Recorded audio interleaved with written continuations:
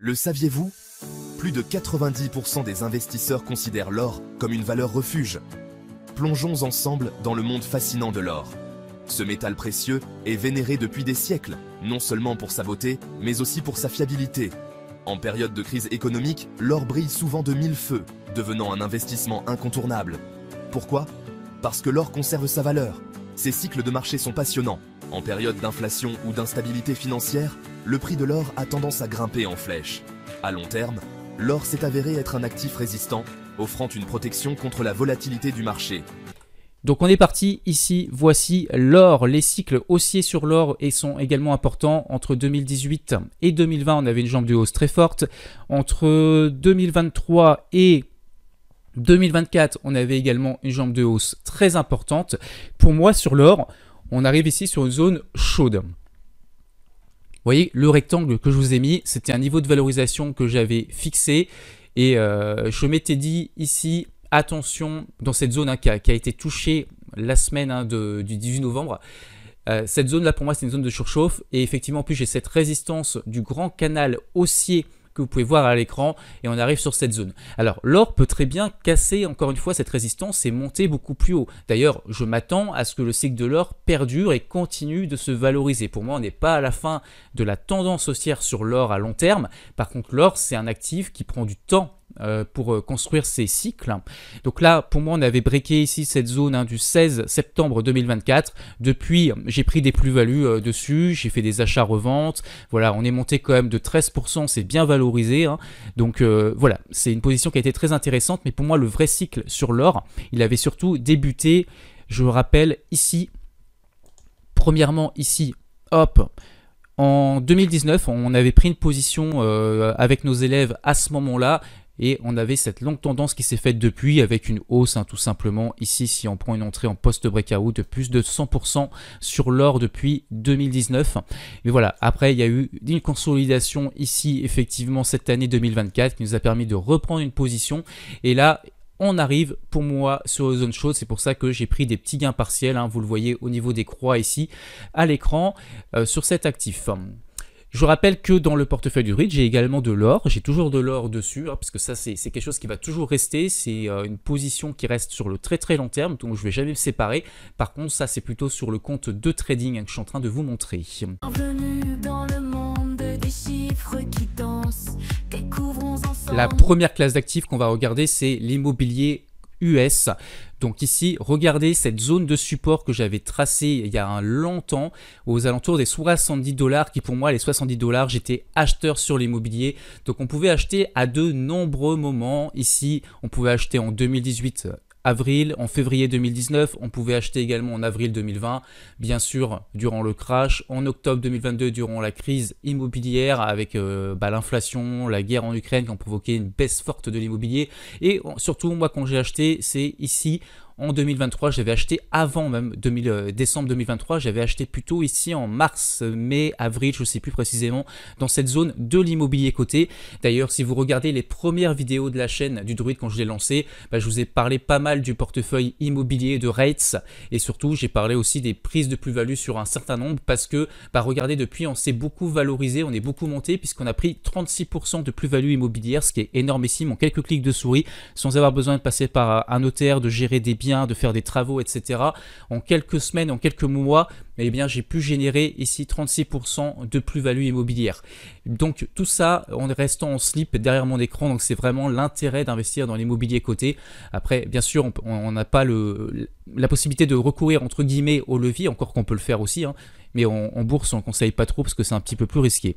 Voilà, donc en tout cas, maintenant ici, je n'étais plus acheteur, j'ai pris pas mal de plus-value sur ce niveau psychologique. Ici, pour moi, ça va être une barrière, donc ça, si on veut timer les cycles sur l'immobilier, ici, on va tracer une résistance sur les 100 $. Donc là en fait je suis sur les 98 mais voilà on peut arrondir à 100 $ et ici du coup on avait dit les 70 $. Pour moi l'immobilier est suracheté aux alentours des 100 $ et au contraire il est bon marché aux alentours des 70 $. Donc si je devais réinvestir sur des REITs, que ce soit pour des revenus passifs ou bien tout simplement pour réaliser des plus-values futures, eh bien j'attendrai un retour à minima vers cette zone. On n'est pas obligé de toucher le bas de la zone, mais en tout cas d'être plutôt sur la moitié inférieure pour que l'immobilier à mon sens en tout cas, soit considéré comme sous-évalué. Bien sûr, je rappelle que c'est les taux aussi d'intérêt qui drive un petit peu le marché immobilier. Ici, potentiellement, si on repartait dans une dynamique haussière, avec pourquoi pas ici une consolidation qui montrerait que la valeur de l'immobilier se stabilise et qu'ensuite on repart dans une dynamique haussière, à ce moment-là, ça pourrait être intéressant de racheter peut-être des REITs aussi. Mais en attendant, pour moi, l'immobilier US, pour le moment, c'est trop cher. J'ai pris des plus-values et ce secteur, je m'en suis débarrassé. Mais ce que je voulais vous montrer surtout, c'était cette zone d'achat. J'en avais parlé à des élèves qui ont investi en même temps que moi sur l'immobilier coté. C'était des zones très intéressantes. Et dans le même ordre d'esprit, il y a quelque chose qui est un petit peu bradé. C'est une classe d'actifs qui correspond aux obligations long terme. Donc on va les voir ensemble ici. Voilà. Les obligations à très long terme, vous voyez qu'on est très bas également dans le cycle. Donc on est toujours en tendance baissière selon la théorie entre guillemets de Dow si on prend vraiment des unités de temps long terme. Mais on sent qu'on est en train de se stabiliser sur un niveau plancher ici des 80 $. Donc potentiellement, si quelqu'un veut investir sur des classes d'actifs différentes pour du long terme et être diversifié, avoir une petite ligne d'obligations long terme, ça peut être très intéressant. Je vous rappelle que là, c'est vraiment dans un esprit long terme, c'est-à-dire qu'il faut avoir une vision à 10, 15, 20 ans.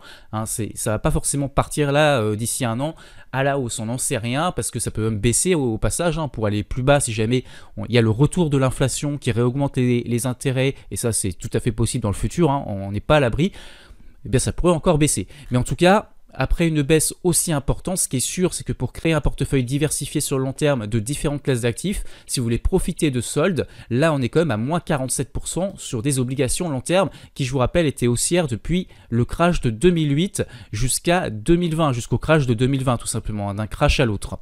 Donc voilà, pour du très long terme, investir une ligne, ça peut être très intéressant. Et je pense que pour le portefeuille du Twitch, je vais commencer à prendre une première ligne d'ailleurs du TLT. En fait, ce que j'ai privilégié pour les obligations, personnellement, c'est le Schwab, le SCH0 ou le SCHO, je pense plutôt. Voilà, c'est le Schwab Short Term US. Pourquoi ? Parce qu'on avait un rendement qui était intéressant. Je vous montrerai un petit peu le rendement du SCHO ici à l'écran.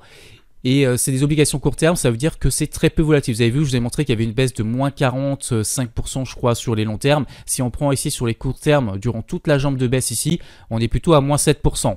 Donc vous voyez qu'en termes de risque, ça n'a rien à voir. C'est-à-dire que quand cet ETF, quand les obligations court terme se crachent, c'est plutôt de l'ordre de moins 7, moins 8%, alors que les longs termes, c'est beaucoup plus. Parce que les obligations long terme sont beaucoup plus volatiles que les obligations court terme. Mais lorsque le cycle est favorable aux obligations, les obligations long terme vont rapporter beaucoup plus de performance aussi que les obligations court terme qui rapporteront à ce moment-là quasiment plus rien.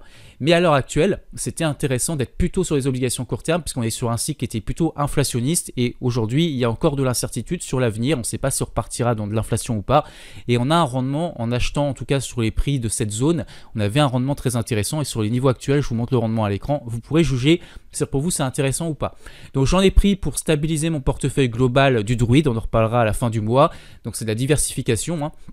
Je n'ai pas que des actions dans ce portefeuille, j'ai même du Bitcoin. Mais en tout cas, je pense prendre une ligne des obligations long terme parce que je préfère investir dessus quand elles sont bradées que plutôt que quand elles sont chères. Et tôt ou tard, il y a de grandes chances que les obligations long terme finissent par monter. Donc ça ne sera pas forcément là dans les 2 ans à venir ou 3 ans à venir, mais peut-être que ça sera dans le 8 ans. Et en tout cas, je serais content d'avoir pris une ligne aussi bas et je pourrais toujours en prendre beaucoup plus bas, bien sûr, si ça a baissé encore. Je rappelle aussi qu'il y a un coupon qui est versé sur les obligations, ça veut dire que l'État vous rembourse entre guillemets l'argent que vous lui prêtez et donc vous avez un rendement également, mais c'est là un petit peu l'anomalie, c'est pour ça que certains s'attendent toujours à des crashs dans ces cas-là quand les obligations court terme justement qui sont moins risquées rapportent plus en rendement que les obligations long terme, c'est considéré comme une anomalie. Mais bon, en tout cas pour l'instant, vous allez voir que les indices, eux, sont toujours bien haussiers parce que si on prend l'indice SP500 pour voir un petit peu les cycles, on est extrêmement haussier ce mois de novembre, ce qui est assez rare parce que le mois de novembre est souvent un mois baissier. Donc là, on se dirige toujours vers une fin d'année très intéressante. Par contre, on est en zone, pour moi, dangereuse. On est en zone de surachat. Moi, je n'investirai pas sur les actions, sur le SP500 dans ces niveaux actuels. C'est pour ça que je ne fais plus trop d'achats en mode investisseur, mais je fais plutôt du trading actuellement. Parce que je préfère rentrer et sortir le plus vite possible pour éviter de me prendre derrière une éventuelle retrace qui pourrait avoir lieu pour moi en 2025 à un moment donné, ce qui n'empêchera pas ensuite de repartir dans une dynamique haussière, hein, mais je pense que peut-être dans ces eaux-là, hop, à un moment donné, on aura cette correction qui devrait se faire. En tout cas, pour l'instant, on reste haussier malgré tout hein, sur le SP500. Pour l'instant, je ne suis pas baissier. On est toujours dans cette jambe de hausse et dans ce mouvement ici haussier. Peut-être que je devrais vous enlever ici, hop, les bandes de Bollinger, pour que ça soit un petit peu plus lisible pour vous. Voilà un petit peu hein, le contexte sur le SP500. Vous voulez qu'on jette un petit coup d'œil tant qu'on y est sur le café pour voir est-ce que le prix du café est en train de monter ou non, juste par curiosité. Le café est dans un gros bull run, hein. Le café ça coûte cher. Donc effectivement, on est en train même de casser la grosse résistance ici hein, de 2014. Donc là, on est vraiment sur une forte accélération. Le prix du café a augmenté de plus de 130% depuis tout simplement cette année, hein, en un an, ce qui est énormissime. Le palladium est un métal rare, précieux et argenté apprécié pour sa résistance à la corrosion, sa ductilité et son excellente capacité à catalyser des réactions chimiques. Il est utilisé dans de nombreux secteurs comme l'automobile, la bijouterie, l'industrie électronique, la médecine et bien sûr la finance, car considéré comme une sorte de valeur refuge. Alors on va regarder ici le palladium. Donc effectivement le palladium est également bradé, hein, si on se dit je crois en cette classe d'actifs pour du long terme. Personnellement c'est pas un actif que je trade en général, mais en tout cas voilà, regardez cette baisse incroyable puisque la valorisation est passée a baissé de moins 70%. On est actuellement sur les plus bas de 2015, 2011, enfin sur des plus bas historiques. D'ailleurs si je vous trace ici une grosse zone long terme de support pour vous faire un petit avis, hop on peut partir comme ça. Voilà, vous voyez qu'on est vraiment sur des valorisations très basses, alors qu'on s'était valorisé hein, ici depuis 2017 jusqu'en 2021 de plus de 230%. Et bien voilà, on est revenu sur cette zone basse. Donc peut-être que c'est une zone à surveiller pour du long terme, pour une prise de position. Ici, ce qu'on pourrait tout simplement faire, c'est prendre la valeur hein, classique psychologique du palladium, qui correspond ici à peu près aux 1100 $. Alors là, c'est les 1200 que j'ai d'un point de vue chartiste. Ouais, les 1265. En fait, on va tracer une résistance comme ça. Voilà, c'est une zone qui pourrait être intéressante à surveiller. Et en cas de cassure par le haut, si jamais le comportement psychologique, etc., ça nous dit que ça peut potentiellement repartir dans un cycle haussier, ça peut être un pari à long terme hein, qui peut être tenté. Voilà, en tout cas, ça sera jugé sur pièce à ce moment-là. Et enfin, un secteur qui m'intéresse toujours, puisque c'est un secteur qui est en plein boom et qui pour moi est un secteur d'avenir, hein, c'est tout simplement l'intelligence artificielle. D'ailleurs, vous avez vu hein, sur la chaîne que nous avons des assistants virtuels qui apprécient aussi beaucoup ce secteur, hein, puisque c'est un petit peu comme si c'était leur famille. En tout cas, voilà, l'intelligence artificielle est toujours dans une tendance haussière macroéconomique à long terme. On peut tracer ici hop, un grand canal haussier. On est en plein milieu du canal, donc ici investir maintenant pour moi c'est de l'incertitude totale. Ce qu'il faudrait pour acheter de nouveau éventuellement un ETF sur l'intelligence artificielle, il faudrait revenir ici sur cette zone de support et à ce moment-là, effectivement, on pourrait avoir un point d'achat intéressant. Acheter là sur les niveaux actuels, ça n'a strictement aucun intérêt en termes de potentiel de hausse. Ça ferait comme 10%, mais franchement si on achète dans cette zone là on peut avoir 26% de hausse et là on a toujours le risque en plus qu'on casse par le bas et qu'on reparte en tendance baissière. On n'en sait strictement rien. En parlant d'intelligence artificielle, pour m'encourager ainsi que mes collègues féminines et le druide, pensez à mettre un coup de pouce pour la vidéo, la partager et vous abonner.